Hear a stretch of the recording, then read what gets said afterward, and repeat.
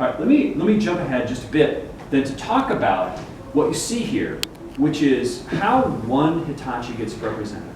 And this is commonly misunderstood, especially if you're familiar with us as an IT company. On the left, we have 106 years of history as an operational or an industrial company. Every operational system we have is steeped in operational technology. It's not surprising, control systems in railways, in mining equipment, MRI, systems generating vast quantities of data. They are, of course, industrial solutions specific to an individual outcome. And what we find is their ability to leverage technology, to create and leverage data, is at the heart of why they exist. An MRI, for example, produces gigabytes and gigabytes of medical imaging. Of course, the whole point to provide better patient outcomes. That is evolving, but it's why the industrial and operational side is so important to us, and in fact drives our company. But, and this is the distinction between us and so many organizations, it's not just operation, it's IT. It is the information systems.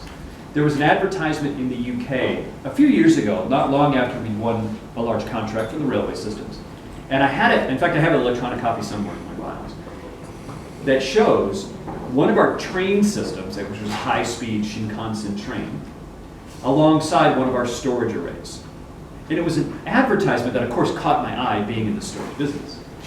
And it said, before we built a railway, we leveraged the technology and the people to ensure the best quality, safety, and capability was brought forth. It isn't rail, it isn't IT, it's both. And that's how we see every part of our business relationship with our clients. And so I'm excited for that, and I see examples after examples of that, and part of which I brought here. On the right, of course, you see IT. And in IT, as I said, it isn't just storing systems and being efficient. It's moving beyond that and doing something more. So the ones and the zeros matter, that's where we start. But turning them into value is everything. Turning them into better patient outcomes from MRIs, turning them into better railway systems is what our company is about.